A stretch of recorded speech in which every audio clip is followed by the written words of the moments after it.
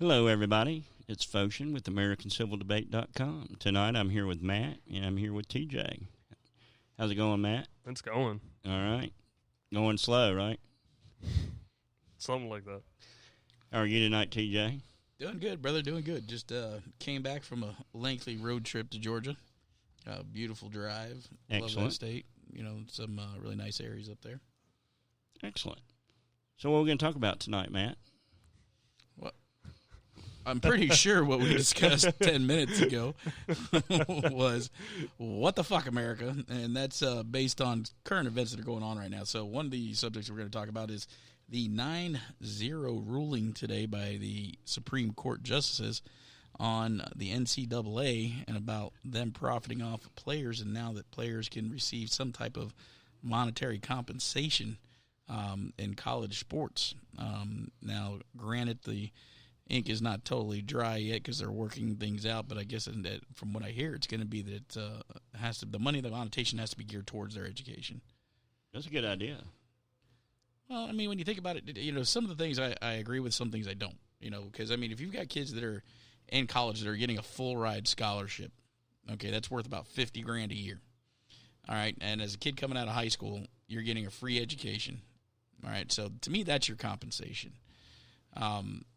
You know, now them not allowing them to monetize off of sponsorship, I get that in a sense. But you got to remember, the NCAA uses that money. Now, granted, I don't agree with the NCAA taking everything and not putting back into the schools like they should. I think that the way they have things set up, they're stroking it for billions of dollars a year, and they're sitting on a lot of that money, where that money should go to pay for more scholarships for kids that really need it, kids that are trying to come out of these poverty areas, you know, something that we can get behind the community with. I don't think it should have to be – I mean, the NCAA wasn't built to be a corporate entity for profit. But that's what it's become as a business. Well, I mean, exactly. it's a major business. What do you think, absolutely. Matt? Well, think about this for a second. What if you give the players the option to either put it into a trust fund or go back into the school to create, you know, a better program or update the gear or, you know, send scholarships to the kids who can't make it? Yeah, and the thing about that, and one of the interesting thing that was brought up when I was watching this today, was the fact that they said, you know, if you had that, what's going to happen is you're going to have the colleges like Alabama, Ohio State. They're going to pull all of the 5-star recruits coming into those because of what they can pay them. You see what I'm saying? But what they can offer them, because they're already big money schools. They've already got large donor programs. They've already got a lot of sponsorship, like through Nike. But a lot of those scholarships, you got to think that they sign their name and they come back and they help out with summer camps and stuff like that too. Yeah. I I know mean, a bunch you know of what I mean? Georgia It's players like- are going back, and they're doing summer camps in, You know what I mean? in the school I mean- and around the school. Yeah, and I think, you know, But they're also hosting too. They're teaching young kids in high school how to sit there and not. So it kind of, to me, it kind of evens itself out. You know, we were talking earlier about this, about taking that money, like you said, and giving it for the scholarships. Well, do you think taxpayers have to pay for that scholarships? Do you think? well, in a lot of ways. I mean, public schools probably, Well, right? well, no, in college, you got to remember, college institutions we federally back. There's a lot of schools that get federal money. So, you know, I mean, hell, you look at what was it, Harvard University, or I'm not sure it was Harvard or Yale, that applied for a PPP loan and got $40 million when they're sitting on a $40 billion endowment. I know. You know what I'm saying? I remember that. So when you look at it, you know, That was Harvard, by the way. I knew it was one of the two, but so when you look at it this way, you know, the money, like I said, the sponsorship money that I think that if Nike or somebody wants to sponsor one of these kids there, I think the monetary value of that sponsorship should go into. I think it should go into scholarships for kids that can't play football players or can't be standout baseball players. I think it needs to go to scholarships for the kids that, you know, even to get them into community college and help pay their way through community college. You know, I think that would be a better idea. Put the money at the lowest end where it needs to be for that, you know, purpose. What if it went to go help out the county that college was in? I agree with that, too. I think there's different ways you can split up, and you're talking billions of dollars a year.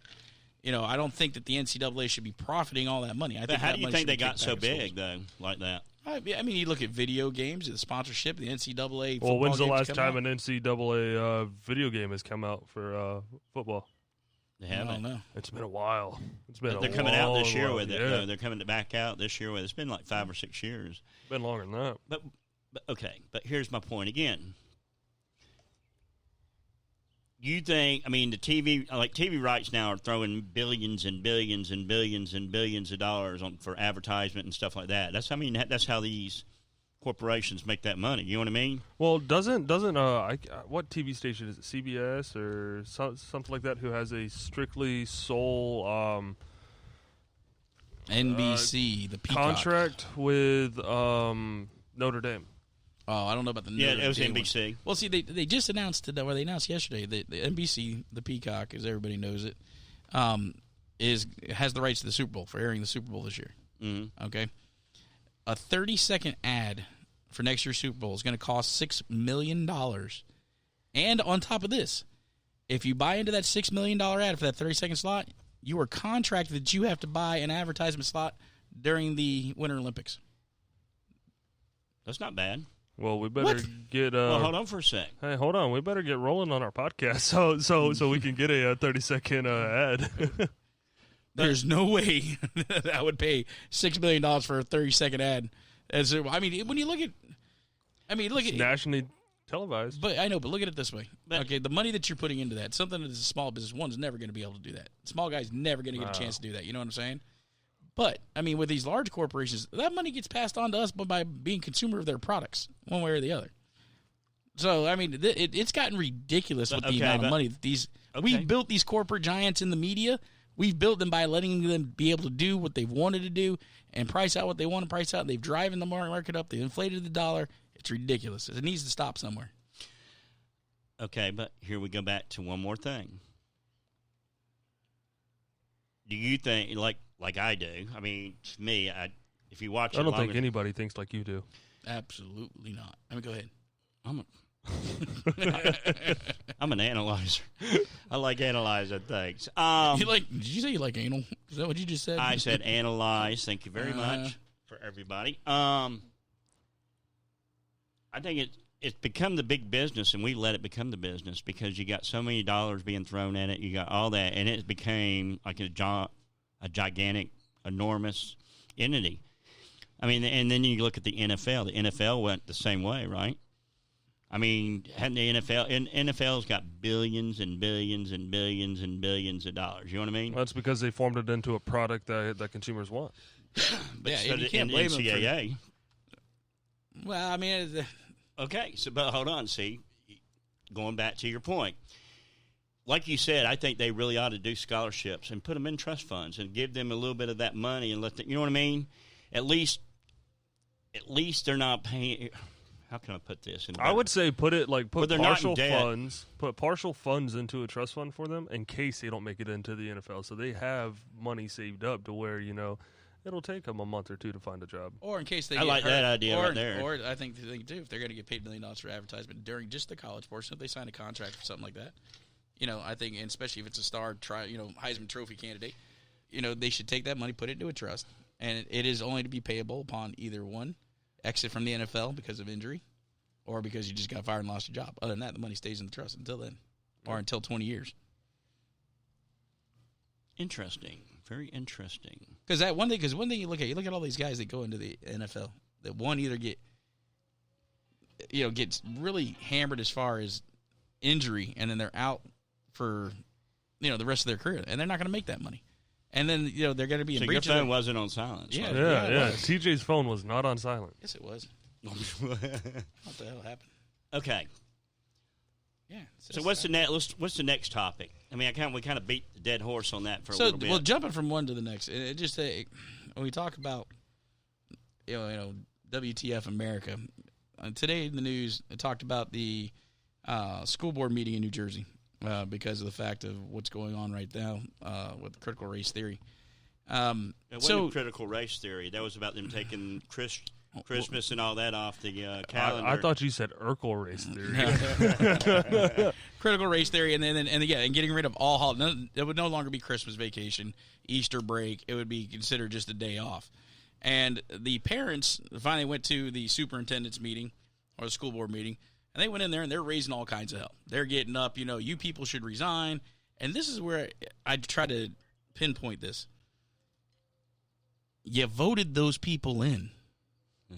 Because you didn't pay attention to the person for the past probably 10 years in your county, in your district. But that's everybody becoming complacent. I've been saying this for the longest time. People are just throwing in there because of Republican or Democrat, Republican or Democrat. Yeah. So so you created that problem there, and now you want them gone. So if this is not a wake-up call to anybody who's, moderate, Democrat or slightly right-leaning or far-right, even for those that are a little bit to the left, please wake up and look at this, because this is what we're doing. We're indoctrinating our children. It's cancel culture all over the place, and it's not afraid to touch famous people and anybody else. It's going after everybody. Cancel culture is coming after everybody. And we've got to get ahead of it. If we don't get ahead of it, this country is in some serious shit. Matt? Ditto. You hadn't really thought about this one, have you? Hey, this was a surprise episode to me. So, I mean, when you look at now they're dealing with what they're dealing with there, but, I mean, you look at the critical race theory, the battles that are happening all across the country right now.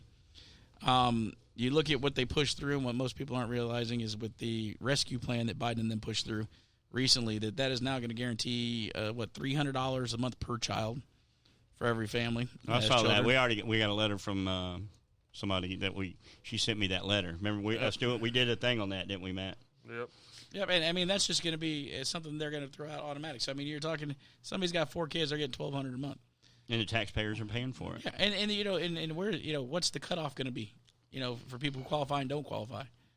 It's we're training people not to get jobs and stay home on government assistance instead of helping them up out of poverty by getting them up into higher paying jobs, getting them a skill set, furthering their education. Yeah, but when the media and the politicians are bombarding you with, what do you call it now? I keep forgetting. What, with cancel culture? Well, the cancel culture, but what are they doing to everything? Oh, everything's over-politicized. I mean, everything... Well, they definitely politicize everything. Sports has become political. Everything's become political, just like we started off with the NCAA tonight. A lot of people don't believe those people should get scholarships, and other people do. Let's talk about one other quick thing, because you talk about everything being over-politicized. So, over in Fort Lauderdale, they were having a gay pride parade. So, here comes the gay pride parade, and a truck careens off into a crowd of people, kills one, injures like 17. The mayor of Fort Lauderdale comes out, or I'm not sure if it was the mayor of Fort Lauderdale or the county right next door, but comes out on national television and says there was an international terrorist attack at a gay pride parade. And they preached that all over the news the whole week. Well, come to find out, he was a volunteer, 70-year-old volunteer at the gay pride event who lost control of his vehicle. It was not terrorism, it wasn't international terrorism. But the panic and fear that has been shot into and injected into the arms of the Americans and the Floridians, because that's the first thing they hear coming across their news, because somebody was being negligent on their words and how they wanted to portray this horrific event. That's got to stop. Well, isn't that all news now? That's all it is. It's all shock news. It's all shock culture. It started in the 80s. There was a news anchor in Miami by the name of Rick Sanchez. If people don't know, I'm originally from Miami, so I grew up watching Rick Sanchez on the local news there.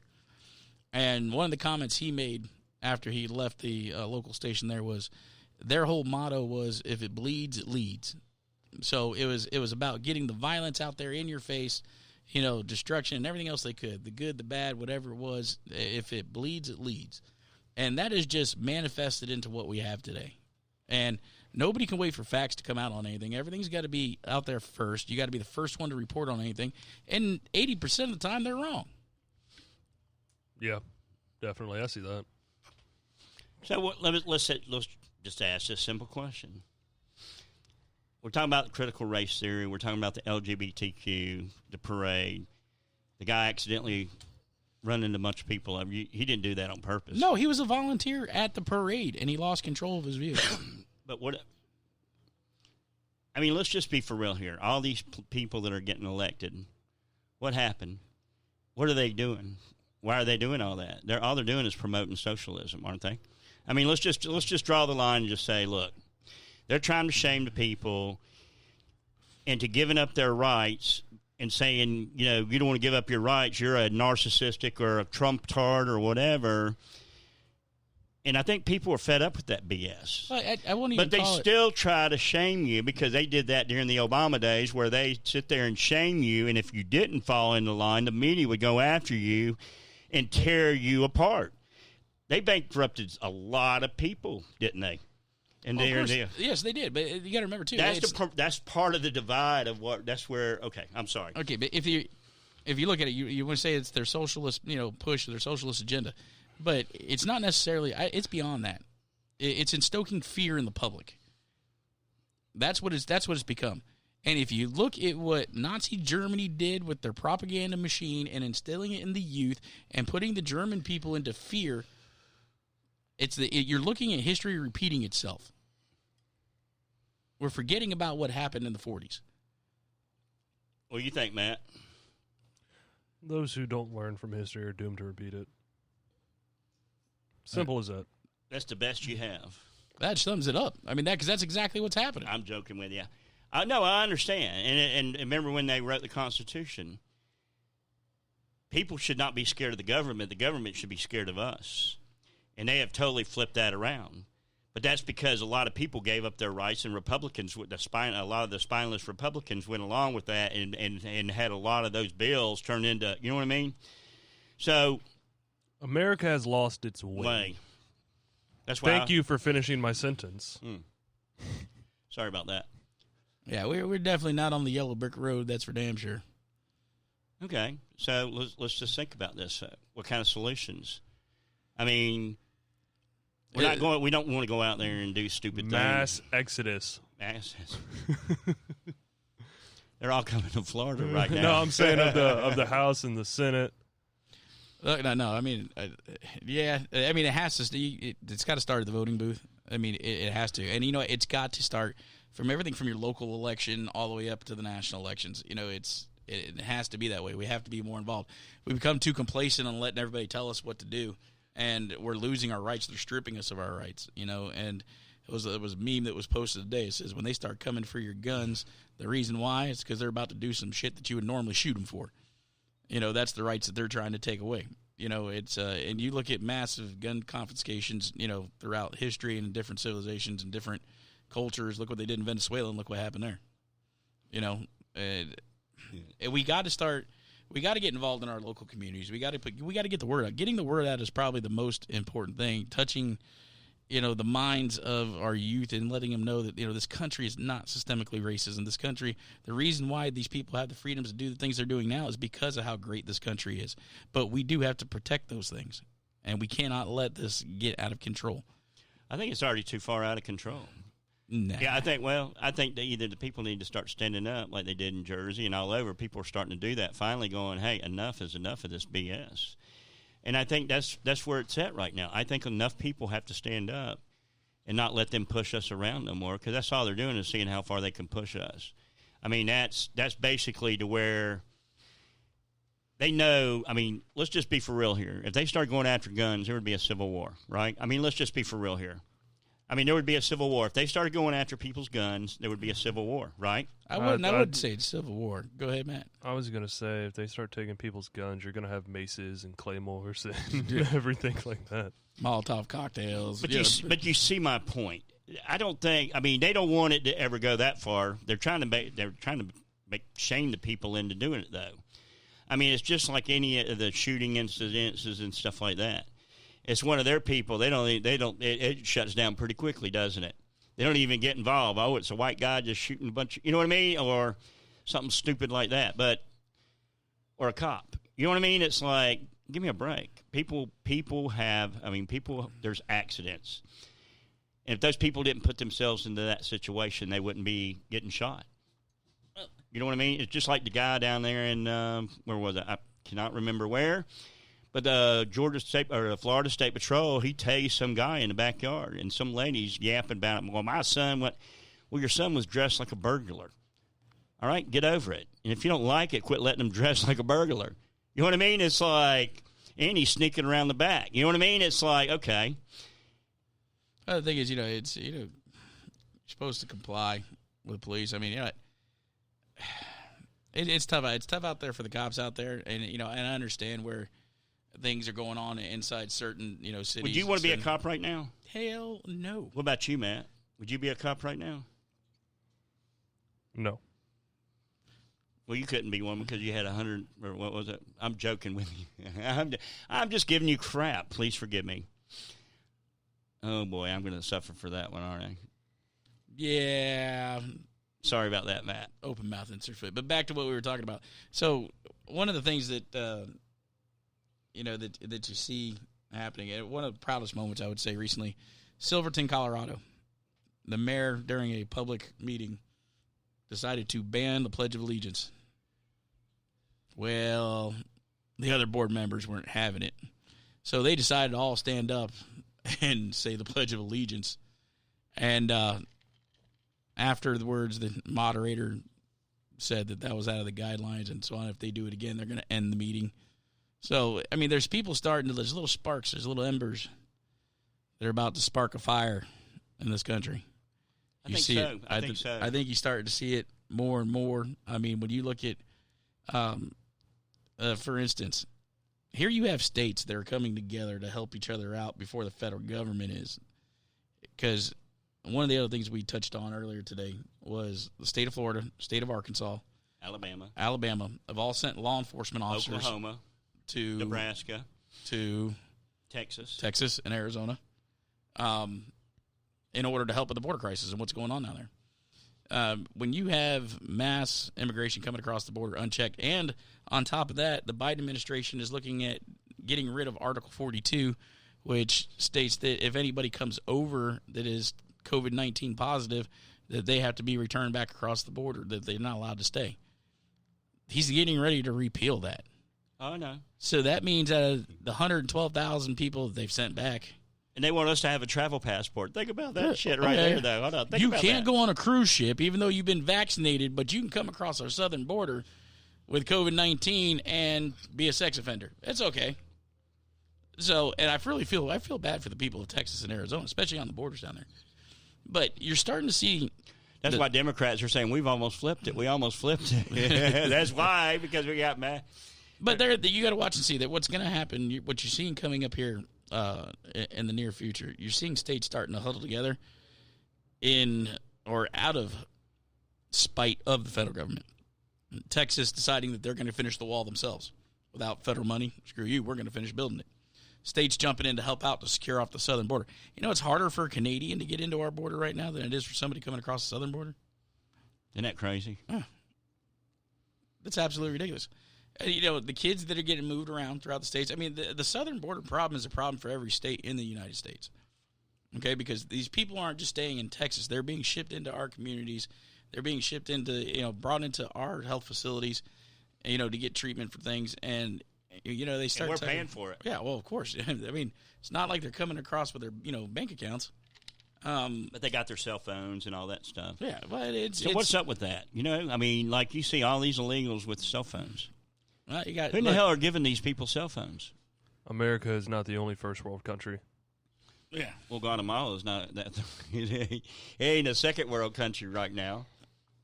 No. Technology is still out there, buddy. No, I understand that. So why are you asking how do they have cell phones? It's not like we're the only one in the 21st century. Well, I know. I get what you're saying. What you're saying is, how are they coming across the border having cell phones when they're fleeing their country with nothing but a backpack? So how are they paying their cell phone bill? Where are they getting where do they get the money for the cell phone? There you go. Right there. And I understand. Well, they pay for it in their country, but their money ain't worth anything here. Yeah, but I don't think. I think you're getting some of it's getting handed out. Yeah. Because you got to remember too. I mean, the cartels, the cartels control everything coming across that border. And those people are paying $15,000-$20,000. Those coyotes bringing them across the river are getting paid $200 per day. That's $1,000 a week. Is what they're making if they're working a 5-day week. They're making $1,000 a week American, and in Mexico, that money goes a long way. They're making more money smuggling in humans right now than they are smuggling in drugs. It's kind of crazy, isn't it? Yeah.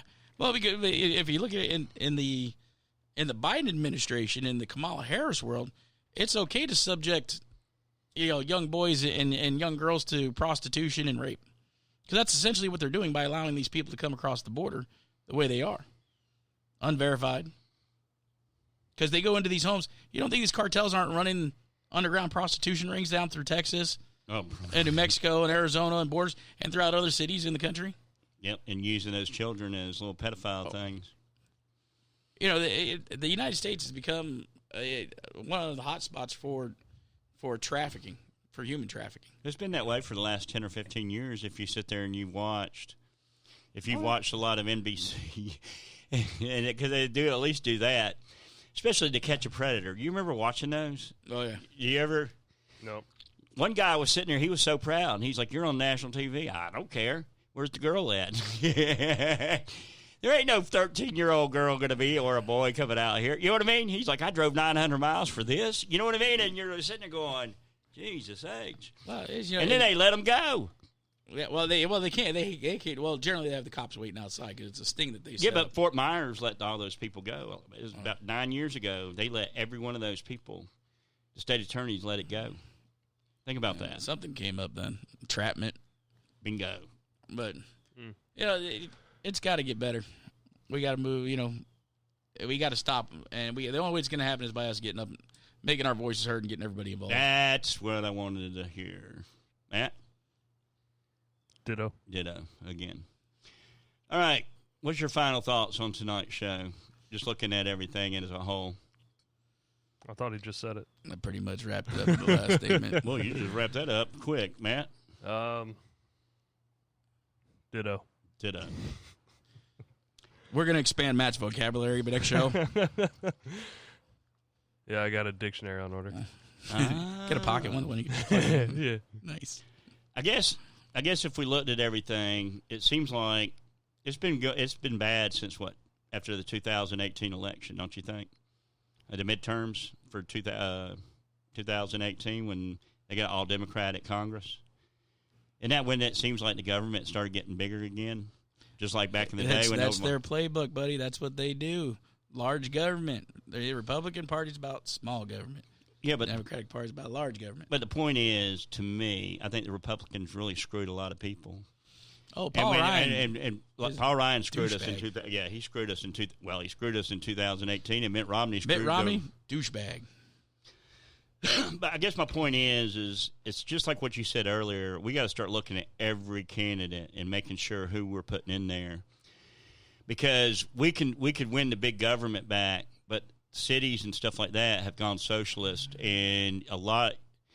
Punta Gorda, just like Punta Gorda about the flag. You're not allowed to fly a flag. Why? Because it offends people. Isn't that taking away somebody's First Amendment right? It's not just a flag. The city of Punta Gorda has now made it illegal to fly any flag or wear any T-shirt that has profanity on it. So you know where I'll be this weekend? You'll be up there getting the streets of Punta Gorda wearing my FU Biden shirt and carrying an FU Biden flag, and I'm going to take a videotape. And I want to see an officer come cite me for it. Give me a ticket for freedom of speech. Interesting. If you guys stay tuned through January, we're doing a bunch of episodes on the midterm elections. I think that's where we can hit that. I think we all need to do that. We all need to start talking about candidates. And out there, if you think bad about your candidate or you think good, let's press them on and let's try to get people to start looking at good candidates and not all these crappy candidates out there. And what we'll do is we'll all debate it online.